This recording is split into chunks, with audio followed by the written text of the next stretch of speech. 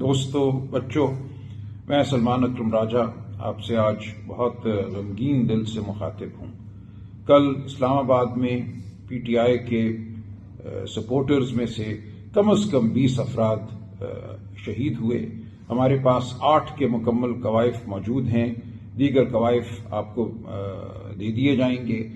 آج حالت یہ ہے کہ اس صدمے کے بعد، اس قتل و غارت، اس میسیکر کے بعد اسلام آباد میں ریکارڈ کی تلفی کی جا رہی ہے۔ ہسپتالوں کو کہا جا رہا ہے کہ لواحقین کو ان کے پیاروں کا ریکارڈ نہ دیں۔ جو ہسپتالوں میں جنہوں نے دم توڑا، جو لوگ زخم خوردہ حالت میں ہسپتالوں میں آئے، ان کا ریکارڈ جو ہے وہ تلف کیا جا رہا ہے۔ کل جو ہوا یہ ہماری تاریخ کا ایک بدترین سانحہ تھا۔ نہتے بچوں پر، بوڑھوں پر، دوستوں، بھائیوں، بہنوں پر گولیاں چلائی گئی، سیدھی گولیاں چلائی گئی۔ یا صرف آنسو گیس شیل نہیں تھے، ربڑ کی گولیاں نہیں تھیں، یہ لائیو گولیاں تھیں، لوگوں کی جانیں لی گئیں۔ شیل بھی لوگوں کو براہ راست مارے گئے، جو گردنوں پہ لگے، سروں پہ لگے اور اس سے جان گئی۔ دیکھیں، کسی بھی قوم کا یہ حق ہوا کرتا ہے کہ وہ اپنے آئینی حقوق کے لیے ایک جگہ اکٹھی ہو، مارچ کرے، اپنی آواز بلند کرے۔ یہ تاریخ کا ایک بہت ہی خوبصورت، میں کہوں گا، سبق ہے کہ وہی قوم ترقی کرتی ہے، وہی قوم فلاح پاتی ہے جس کی عوام اپنے حقوق کے لیے آواز بلند کرتی ہے، جس کی عوام سڑکوں پر نکلتی ہے، جس کی عوام ووٹ دیتی ہے۔ آج یہ عالم ہے کہ ہمارے ملک میں ووٹ کی کوئی عزت نہیں ہے۔ آپ نے 8 فروری کو ووٹ دیا، اس ووٹ کو لوٹا گیا، اس کی نفی کی گئی، ایک مصنوعی حکومت قائم کی گئی، اور کل اس مصنوعی حکومت نے ایک قتل و غارت کا بازار گرم کیا، اپنے فریب کو، اپنے جھوٹ کو چھپانے کے لیے۔ اور آج یہ کہا جا رہا ہے کہ کوئی شہادتیں نہیں ہوئیں، کوئی اسلام آباد میں گولی نہیں چلی۔ یہ سراسر جھوٹ ہے۔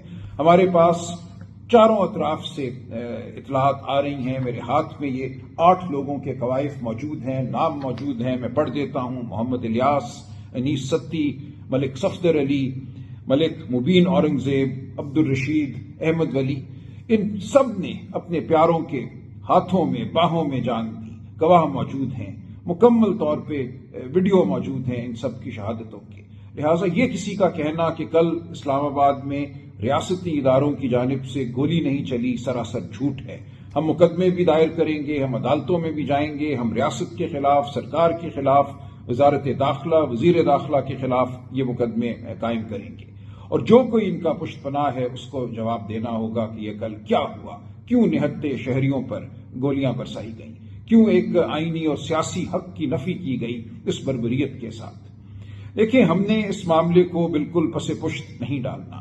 یہ معاملہ لے کر ہم آگے بڑھیں گے۔ ہم پہلے ہی جدوجہد کر رہے تھے، وہ جدوجہد جاری رہے گی۔ ہمارے آئینی حقوق کے لیے جو الیکشن میں دھاندلی کی گئی، اس کے خلاف جو بے حق ناحق لوگوں کو جیل میں ڈالا گیا ہے، عمران خان صاحب ہوں، میاں محمود رشید ہوں، شاہ محمود قریشی ہوں، ڈاکٹر یاسمین راشد ہوں، سینیٹر اعجاز چودھری ہوں، عمر سرفراز چیمہ ہوں، اور لاتعداد دوسرے، ہم اس صحیح میں لگے رہیں گے کہ اس ملک میں قانون کی حکمرانی ہو، آئین کی حکمرانی ہو۔ 26ویں آئینی ترمیم کے ذریعے جس طرح عدالتوں پر حملہ کیا گیا، عدالتوں کو بے اثر کرنے کی کوشش کی گئی، اس کے خلاف ہماری جدوجہد جاری رہے گی۔ جو 24 نومبر کی کال تھی، فائنل کال عمران خان صاحب کی، اس کے حوالے سے پورے ملک میں جو سما برپا کیا گیا وہ بھی ہمیں یاد رہے گا۔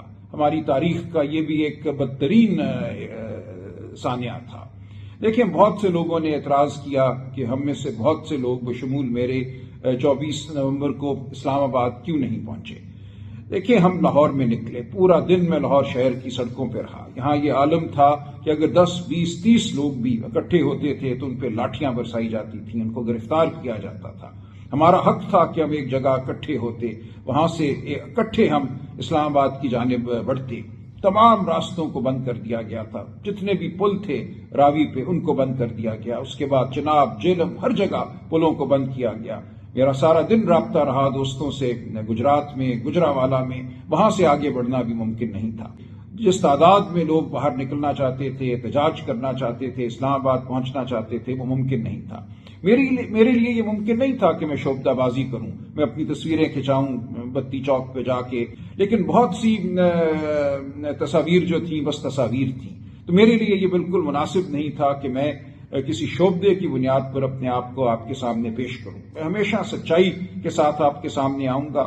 جو میں کر سکا ہوں وہ میں بیان کر دوں گا، جو کرنا ممکن نہیں تھا وہ بھی میں بیان کر دوں گا۔